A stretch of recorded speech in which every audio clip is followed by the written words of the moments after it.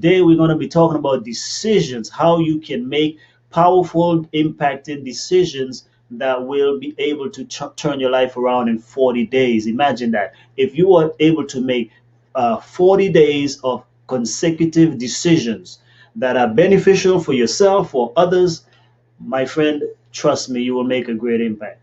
Okay, so today's all about decision making. All right, let's everybody bring it in, come on in, wherever you're from. My name is Chance, U.S. Navy veteran, pastor, number one best-selling author, implementation strategist. I'm here to help you reach some major goal in your life in the next 40 days. We're going to be helping you beginning tomorrow, August the 1st, all the way to September the 9th. We are going to take a challenge, one major thing in your life that you want to accomplish in your health, in your finances, in your professional career, whatever have you, in your social relationships. It does not matter. Spirituality. If you want to impact your life, if you want to impact other people's lives, then taking challenge is a good way to do that. A challenge helps you to stay focused, disciplined, and take consecutive action, because we believe that when you take consistent action over time, it builds momentum, and that momentum creates an avalanche of outcomes or goal achievement. So it's 40 days of impact. What we're looking for, 40 people in 40 days to make an impact in the lives of 40 other people. 40, 40, 40 plan, okay? 40 people, 40 days, 40 times the impact in 40 other people's life. If we do that, if we get 40 people to try to impact 40 lives in 40 days, then in 40 days, we would have touched at least 1,600 people's lives. That's a challenge for all of us as a community. And so I hope that you will invite somebody, share this with them, send the email to them, send a text message, let them know, hey, I'm registered, I'm signed up for 40 days greatness challenge, and I want you to become part of it as well. You're going to be able to get prizes, as we mentioned in the video that just started before this. There are prizes every 10 days. You will have opportunities to redeem your points. Okay, you get points for taking actions, opening the emails, clicking, and those type of things, because every day we'll send you emails to alert you that the challenge, today's challenge, is posted. So you will be challenged on something different every day, but it's going to be something where you're going to take action on three things at least. Number one is action on that goal that you set. Number two is action on someone close to you, doing something good, special for somebody that's close to you. And number three, taking action on doing something special for someone totally outside of your influence, outside of your walls. But it could be a stranger, it could be a homeless person, it could be veterans, it could be volunteer, it could be charity, anything along those lines. You are able to take actions. And as you accumulate your points on a daily basis, on day number 10 of each day number 10, so on day 10, 20, 30, and 40, you have four chances there to be able to redeem those prizes, and you will be able to get different stuff. You'll be able to get t-shirts, you'll be able to get other gears, courses, books, all of these type of things, and it's going to be good. It's a challenge, and so I hope that you will take it. Okay, let's talk about, before I get into making good decisions, we have to address something. Have you set your goals and so forth as yet? We cannot. Tomorrow is execution. I'm not going over. Tomorrow is just the daily action. What you're going to be getting going forward is just about, these are the things that we got to do today. This is it. Tomorrow, that's it, and so forth. So we don't have time to waste. We want you to begin taking action right now, right now. Okay, so before you begin the program, you should have had opportunity. Last week we started on this. First of all, you want to set a goal. What is the number one thing you're going to do to achieve that one major goal in some area of your life? It must be specific. Okay, you have to set a specific goal, and it must be in writing. Have it written down on a piece of paper. Have it written down in your journal. Have it written down on your calendar, your planner, your fridge, your phone, your iPad, whatever you use. You want to make sure you have it written down. Then, once it's written down, you want to have a plan, a step-by-step plan. These are some action items that I need to take in order to make this dream become a reality. And then now we made some other suggestions, because the idea, the goal, the plan, that's the destination. That's where you want to get. And then now the map is the actual plan. That's your blueprint for getting there. But now we need, what's the strategy that we're going to use? And so we went into different things along those lines, and you'll get some more of that type of things when you go into the program. But once you log in, you will see different exercises there, and those are all strategic. So it gives you stuff. Hey, you may need to ask for help. You may need to do this, do that, and so you want to be strategic. So the strategy is the vehicle that actually drives you, flies you, or do whatever to get you to that particular location.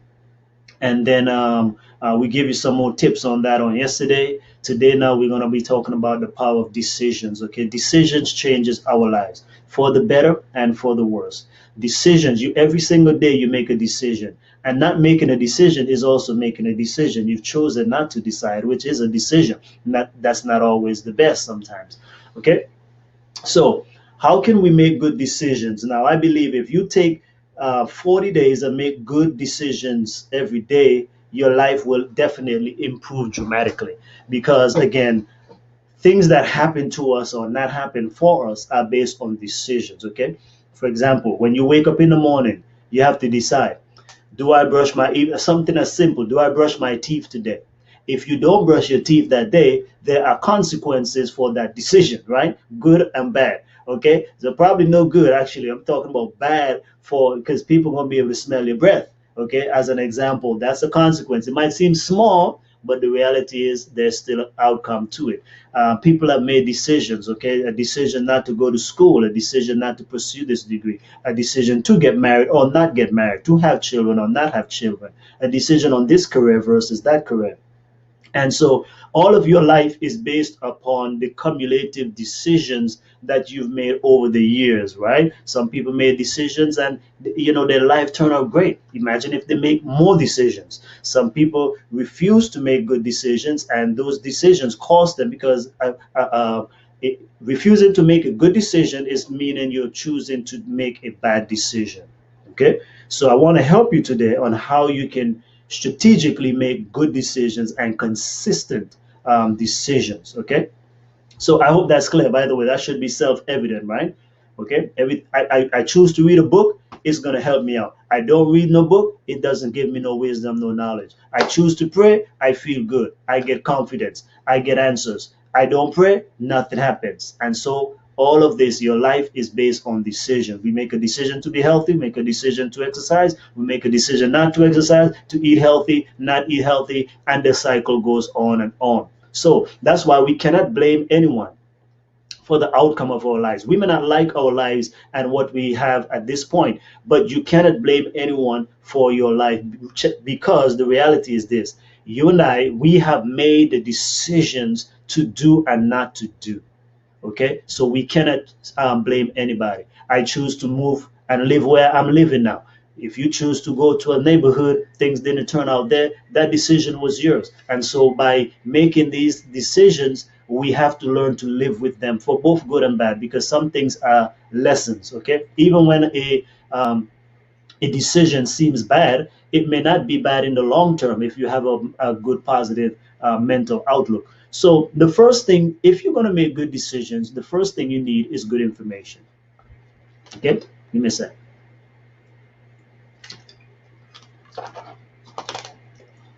Yeah, seriously. If you're going to make good decisions, then it really means that you need to have good information, right? Make sense? Because if the wrong information will allow you to draw the wrong conclusion, which allows you to make the wrong decision, and which technically probably going to have negative consequences or undesirable outcomes. So first of all, you need to make sure that you have good information before you make a decision. Already, we don't mean that you have to have information overload, but I'm saying is, and some things are more consequential than others, right? If I need to go buy a pair of socks, I probably don't have to do a lot of research, right, to figure out which socks, because the consequences of that is not really tremendous. Okay, so but you can get information on the internet, right, and you have to be careful with that. That's one place you can learn to get information and to make a good decision. If you want to buy something that's expensive, you can again just do a quick search and you find out several different websites and price ranges. So when you go to actually close this deal, you can make a better decision because now you're informed. So if someone says something is costing you $1,000 and then in these three other locations that are equally reputable and do similar things, they have it for 500. Then you know, hey, you know what, you have, if you still want it from that particular store, then what you can do is negotiate, because you have this other information that is guiding you now, rather than blindly going there and taking that. Same thing, people who have cancer or who have some terminal illness, sometimes they get a second and a third opinion, because when you first get that information, you want to know, what should I do? Well, you're not necessarily going to make the right decision because you probably panicked. But if you get two or three other reputable advisors, then guess what's going to happen? Now you have a better chance of making a good decision. So information comes in many ways. One is self. You do your research, you do your homework, you can read books, you can again take courses. All of that is the self-education, so you go searching. And the other is actually asking other people, which we talked about yesterday, but asking goes more than, as you can see, for even decisions. So who have knowledge and information that will benefit me, or who can be the best advisor already? And this is how the Bible puts it, which is really a good tool. Again, Solomon says, who was the wisest man that ever lived, he says, in the multitude of counselors there is safety. In other words, the more advice you get from qualified people, now don't get me wrong here, because it's in the multitude of counselors, people who are qualified to counsel, in other words, they should be wise people, then you're going to be able to have less problems. Okay, especially when making big decisions or major purchases, you should have a multitude of counselors. That does not mean now you simply take everybody's advice and you don't follow what God may be saying to you. But what it is mean is you're bouncing stuff off. But again, you have to be careful from whom you get information. Psalm chapter 1 verse 1 talks about not getting counsel from the ungodly or from wicked people or people who don't have your best interests at heart. So while you want advice, don't get advice from, okay, for example, and this is general now, don't get advice from people who are broke about how to actually make money or how to do money management well, unless, because I have to qualify that, right? Unless that person that you're getting advice from, you are learning what not to do, because knowing what to do is equally important on what not to do. Some people say you should never take advice, for example, relationships, from somebody who might have been divorced a few times or something like that. That is true for the most part, but I also think that you should listen to someone who has been divorced before, or at least twice, because why? They can tell you what not to do, because equally knowing what to do is important, but I want to also know what's the pitfalls. Okay, but again, if you want to build wealth, the person who has been broke and all of that kind of stuff, that's not the person who you want to generally get the advice from. But if they do want to offer the advice, you can be polite, hear them out, but what you're learning, I don't want to be like that. So that's how you take the advice when it comes from someone who don't have the pedigree or the kind of things that you're looking for. So if I want to be healthy in general, like, I'm going to find some health advice from somebody who is not just a doctor, because some doctors are not modeling health. I want to get advice from somebody who is living the healthy lifestyle, someone who has a great body, is in peak performance and mental state and physical state, emotional state. That's the kind of person I would rather take the advice from, because that person is a living example. So one author says, one precept, one example, one practical example is better than 1,000 precepts. In other words, theory is okay because we have to work on some type of theory, but the practical application of stuff is better. So you want to find somebody, if you're looking for financial advice, find somebody who's doing well there. Relationship advice, find some advice from a couple who's been in it for at least over 10 plus years, 20, 30 years. No, don't go to the guy who just got married, who is still in the honeymoon phase. Don't go to somebody who's been married for even less than 5 years. I would say you want to go to somebody who's been married at a minimum. If you're looking for relationship advice, at a minimum, they've been married for over 10 years. Already, preferably 20 and 30. Okay, so that's what I'm telling you, because they experienced stuff. They've gone through many seasons and different aspect of marriage, because there's marriage can be great, when you don't have kids, for example. So when you want to go with a couple, they've been through all of that. They've been without kids, then they have kids, then they have grandkids, and so forth. And so they've seen all these different seasons. So they now their knowledge is coming from not just theory, but an example and experience, which is a great thing. Okay, so does that make sense? Making good decision. First thing you need is quality information. Information comes from your own research. Information comes from other people's life, and information you can get it from again counselors, coaches, and mentors. People who are doing well in the area. That's the criteria for selecting advice from individuals. You want to just find people who are ahead of you, okay, ahead of you, and ideally this should be where you would like to be. Okay, this should be where you would like to be in that particular area. So health, find the person who is way ahead of you. You like how they live in, and you wouldn't mind being like that. Relationships, spirituality, and all of that stuff. Again, if I want to get better advice on praying, I want to go to a person who is used to praying, who gets results in their prayer time and stuff like that. Okay, so here's another thing too, though. So that's the information, right? So because the information must be inputted into your mind, so you can make the quality decision. But also, along with information, you need a process or a system. Okay, you need a process or a system. So one of the things I've shared early in this year when we talk about goal setting, one of the strategy again was input plus process equals outcome. Okay, IPO. Input plus process equals output. Input, information, the things you must do, you have to put that into the engine. Then we need to figure out a process, the best process, right? One with fewest moving parts, hopefully, because we only have 40 days, that will guarantee or give you this kind of outcome. So again, if this plastic bottle, okay, this is an outcome. This is output. What went into this? You can't put metals into this and get plastic. So that's the problem with some people. If your input is faulty, your output generally might be faulty as well.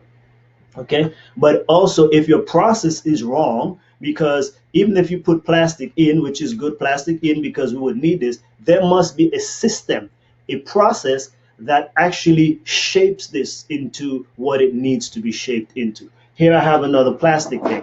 Okay, they might not be the same system. So both of these are plastic, but this is a different type of plastic. But even if you had the same type, there was a different process and maybe a different system to create this than to create this, even though you have the same input. So that's why we see people who can have the same information end up with different outputs or outcomes. Why? Because the process that they're using is different. So you give we have an analogy in the scriptures like that, right? The man who gave three servants a certain amount of money, and each of them created a different output. So we can say again, if we give three people $100,000, and you tell them you have 40 days to do something with this, at the end of 40 days, there will be three different outcomes. Why? Because each of them, though they have the correct input, they have good input, right? That money now will be used based on the strategies and the information that they have in their mind, and the advice that they will get to be able to make that a reality. So some people, for example, when we say, so okay, let's just say they only have the input of money. Okay, so they have the money. Now, what system or process will they use to get outcome? So we know the outcome, it will be, as the investor, the person who gave that money, you want a return on your investment, or whatever you give to them. Now, some people might choose to start a business. Some people might give it all away. Some people might invest it in the stock market. You see, so those are the engine, those are the vehicles that will give the outcome. So at the end of the 40 days, now the person who comes now to ask for a report from these three individuals with $100,000, now they will look based, the output will have been based upon what they did with that money as far as a system or engine to deliver the results. So again, now let's say the person who went ahead and invested $100,000. Well, if they went ahead and invested $100,000, 100,000, and they got, let's say, 0.5%, interest rate. So they just made the investor, the original investor, they just made that person $5,000. Okay. Now let's just say, and let's say they get back the whole money too. So now they're giving back the person $105,000. Let's say now someone else who went out took the same $100,000, okay, and they started a business for $25,000. Okay. So now they have remaining 75,000. And let's just say they spent another 25,000 on marketing. So now they have $50,000 left. But because of their marketing strategy, they were able to now sell, let's say, another $100,000 worth of stuff. Okay. So now what you have on hand is $150,000. Now, of course, we're going to minus our expenses and different things along those lines. But let's say it was all pure profit. So they still had 50,000 because they didn't use the full $100,000 to start the business. Okay, but so now they have 50,000 left, and then they were able to make a profit of 100,000. Now they had a return on investment that's way bigger than the 5,000, even though the venture might have seemed a bit riskier because they were able to, put more risk into the thing. Now, the other person, let's just say they got $100,000 and they were able to give away. They were able to now give away, let's say, $90,000. So they gave 9 people $10,000 each. Now they have $10,000 remaining. Now, what we would say now, how do you measure that? Okay, they bless people. The man who created, or woman who created the business, also blessed people with their products and services. And the person who invested, well, the company was helped, and not only that, but they still got something to return. But one like this now, we may not be able to measure the impact right away, but you've touched at least 10 other lives though. So that's what we're saying is decisions affect outcomes, but some things you cannot totally measure right now in the here and now, but maybe in the hereafter we will see just how blessed that those 9 individuals. Now here's the thing, but let's just say those 9 individuals were very shrewd people or smart with money, and they went out and take that that $10,000, and they each were able now to gain an extra $10,000 from using that. Now we see, you okay? We say, oh, this guy only had 10,000 left because he gave away 90,000. But now, wow, look at all that was done. So it all depends. It all depends. So you have to think critically and strategically on what's going to give you the greatest return on your investment.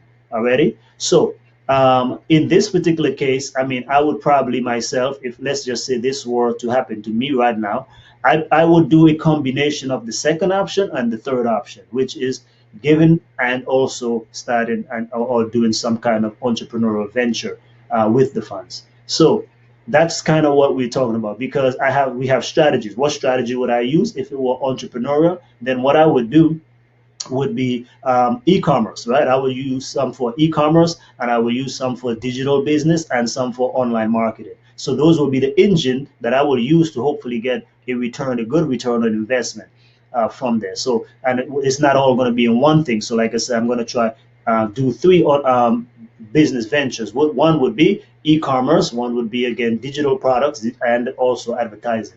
Then we look at, like I said, a combination. So I would also be giving, but I wouldn't just probably give it all away like that. I would give it to maybe say build a school, because for example, or build a place of worship, right? You have Maranatha International, for example. They can build churches, places of worship in places overseas for $1,500. So if I give even 3,000, I could have 2 churches built there. Or you give, 9,000 and build way even more. So that would be something where now, instead of just 1 or 2 people, if you build a place of worship, what's going to happen? How many people are going to be able to worship under that? So let's just say, okay, if I give 3,000, I will get 2. So let's say with 9,000, I should be able to get 6. So that's 6 places of worship. Now let's just say ideally each of them hold even 100. So with that, that's 600 people that are potentially blessed, instead of just giving it to, let's say, even 3 people or 4 or even 6 people. Okay, so that's the kind of stuff I want you to think about when you are making decisions, you're going to ask, where can I get the best information on this? And we see this every day, right? Don't people go and research everything on YouTube now, right? For everything you want to do something in your house, make a repair, whatever, we go YouTube it.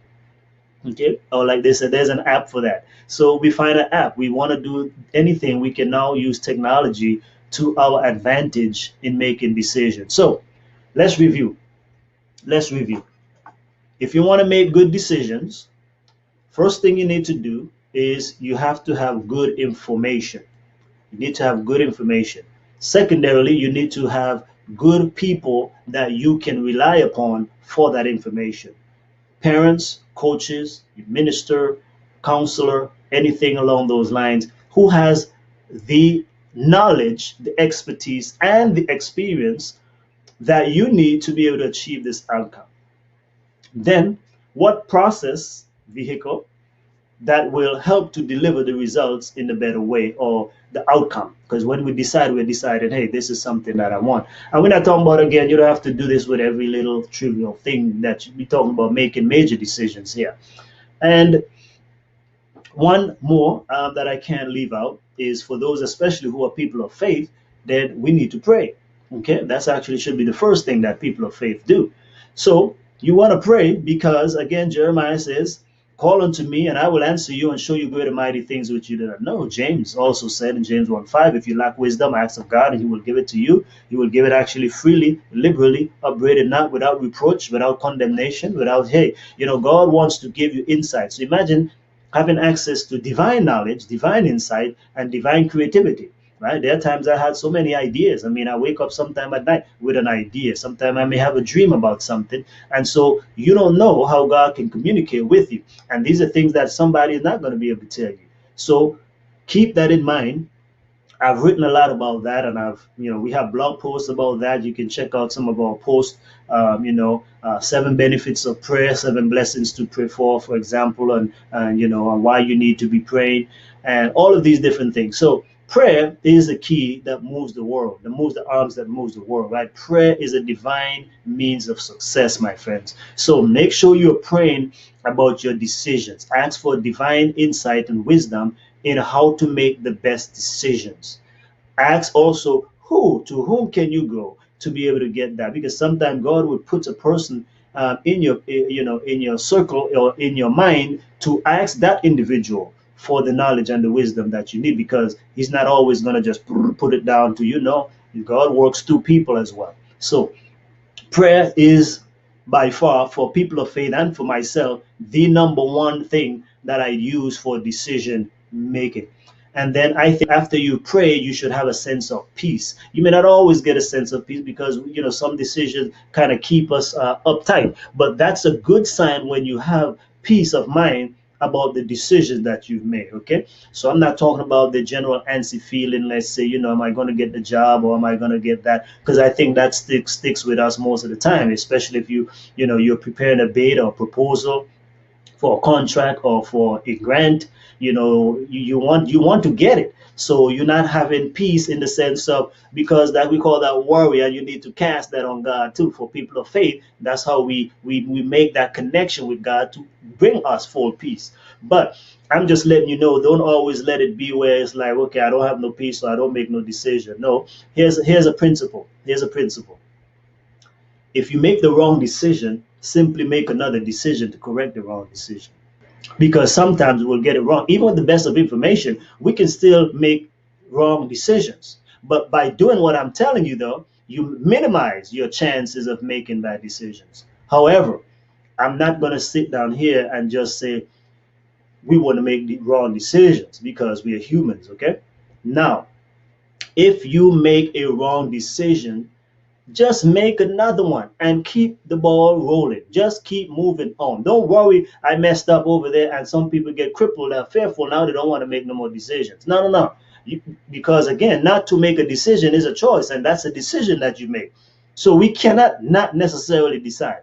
If you choose not to decide, then that's your business. You just chose not to decide, but you didn't. So it's like, oh well, I didn't make any decision. Yes, you did make a decision. You use your power of choice not to decide, and that was a decision, and it can cost you, like I said, positive and negative.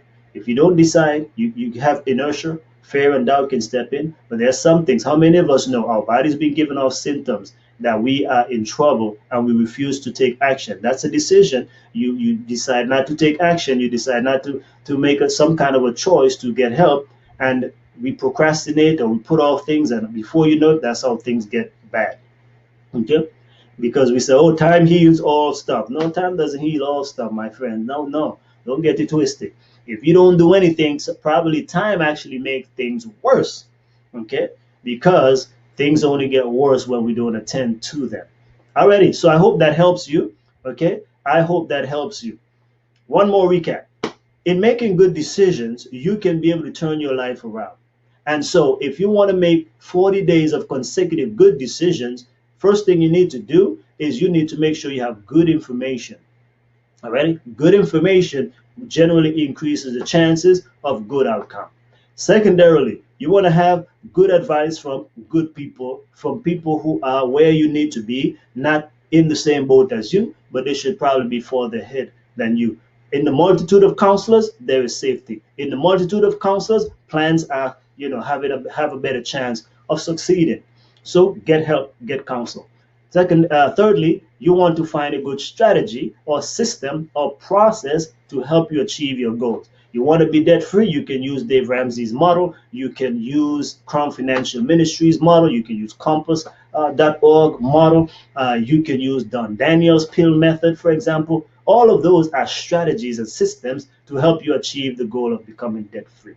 Now, if you want to build wealth, there are different vehicles as well. There are investment, but even that, there are investment strategies. There's business. You can make good wealth by having a business, and by also you can get wealthy also by real estate investing. All of these are different strategies or vehicles or systems that help you to realize whatever that is. If you want to get healthy, good physique, we talk about, you can follow the New Start principles, you can follow certain diet plans and so forth, and you get the results that you want. That's the vehicle. But if you're a person of faith, and I would say all people anyways, because God can hear from everybody. But here's the thing. Especially if you're a person of faith, you want to make sure that you're praying for wisdom and guidance from God, from divine insight and divine strategies that we don't know about. So he says again, call unto me and I will answer you and I will show you great and mighty things which you do not know. I find that's great counsel right there. So you want to make sure that you ask God for wisdom, understanding, knowledge, and help you to make good decisions.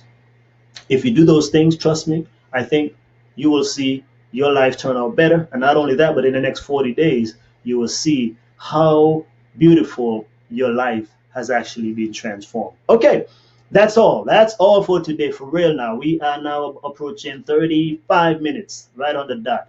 Okay, so here it is now. Why don't you make a decision to be part of the 40-day greatness challenge? Okay, it's time to decide. No more. Listen, tomorrow I'm not coming on here to talk more about preparing for this. Tomorrow, all my attention is now going on the people who have actually enrolled and are actually rocking it out with us for the next 40 days, because I too have to be focused and tunnel visioned in the next 40 days, because I got a lot of stuff that I have to accomplish in 40 days. So again, the Greatness Challenge is available to you.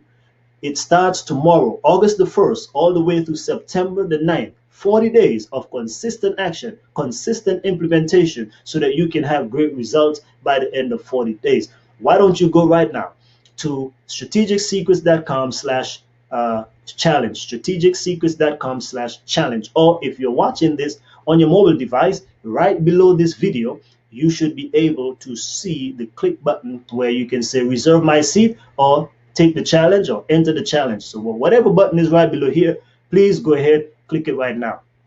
You should see a picture there with a lady climbing a mountain. For those of you who are watching live right here on a PC, on a computer, it's right here on the right hand side, well, my right hand. Okay, so I hope that served you. Please, ladies and gentlemen, I wish you all the best. Remember, time is very important. Psalm 90:12 says, teach us the number of days that we may apply our hearts unto wisdom. You must be wise and take advantage to do the things that God has put in your heart. Tomorrow is not guaranteed, but we do know who holds tomorrow. Nonetheless, we must all give an account for the way we live our life and the way we use our time. So I'm encouraging you, if you have not yet especially you're not on track with your goals for 2019, if you're not where you want to be for this year, please, why not take this challenge, take this opportunity, and go ahead and live a life that you can really, really be proud of, and do something that you've been putting off for so long. Take the greatness challenge, okay? It's not one of those things that's going to set you back. It's actually going to help you. You are challenging yourself, you're focusing on something, and you're committing to work on something that is important to you, not to me. Already, my life moves on with or without you being in the program, but I don't want it to be that way. I want to be in your life in the next 40 days to help you to accomplish something that God has put in your heart to do and to accomplish, because you know that it's important. So how about it? It's really simple. Click right now and join us for 40-day greatness challenge that starts on August the 1st and goes all the way to September the 9th. I love you. May God richly bless you. Make a good decision today.